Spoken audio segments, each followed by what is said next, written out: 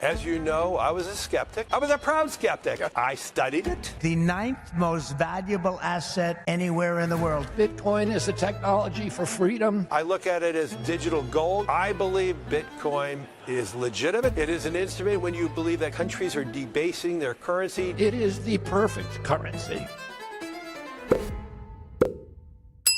All the politicians want Bitcoin, but why? In this video, we're going to talk about the history of Bitcoin, how it works, and what the future could look like. Bitcoin was created in 2009 by someone named Satoshi Nakamoto, and the goal was to create a decentralized digital currency that the government could not control. No one knows who Satoshi is until this day. He created 21 million Bitcoins, and as of right now, there are only 2 million left to mine. What? Now, this is going to sound a little complicated, but I'm going to try to dumb it down as much as I can. Bitcoin runs on a blockchain, and think of the Bitcoin blockchain like a big mountain of gold. But instead of using drills to mine for gold, the Bitcoin miners use computers to mine for blocks of Bitcoin. Right now, each block that they mine contain about 3.125 Bitcoin, and every block takes about 10 minutes to mine. After 210,000 blocks are mined, the amount of Bitcoin received per block is cut in half. When Bitcoin was first created in 2009, one block contained 50 Bitcoins. That means that every 10 minutes, they were mining 50 Bitcoins. Back then, the price of Bitcoin was $0.0009.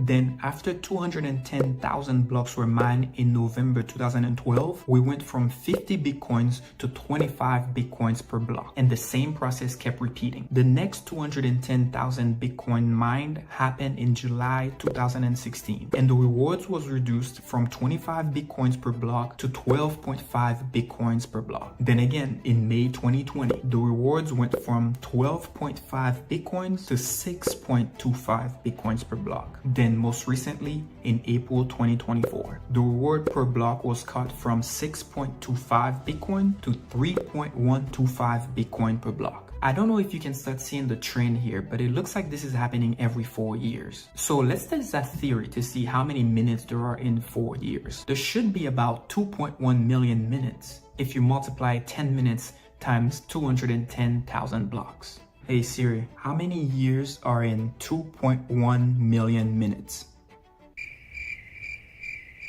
The answer is 3.99 years. Good job. So what I just described to you is something called the Bitcoin halving event. Like halving, like cut something in half. Is it halving or halving? Halving? I hate English. This reduces the amount of new Bitcoin entering the market, which makes it deflationary, unlike cash that the Fed can just print whenever they need. How? Hold on, bro. How? This is why the older generation invests in gold to fight against inflation, and the new generation is now investing in Bitcoin and calling it digital gold. Here's a fun fact. Obviously, Bitcoin is very volatile, but it looks like it has a pattern. Take a screenshot of this because it is very confusing, but you might refer back to this in the future. According to this chart, the price of Bitcoin tends to go up and hit an all-time high, usually anywhere between 40 to 80 weeks after the halving event. Then 135 weeks after, we usually hit rock bottom. But rock bottom does not mean zero. The halving event will continue to happen until all 21 million Bitcoins are mined. We will probably be all gone by then. Bitcoin is all about supply and demand. Supply is going to keep decreasing because we have less to mine every day, and demand will keep increasing now that the banks, pension funds are trying to buy as much Bitcoin as they can. This is not financial advice. I'm not telling you to go buy Bitcoin. Some people are buying it and selling it for a quick 100% return. Some people buy it when they see it on the news, and as soon as it drops 10%, they panic and they sell. Rookie mistake.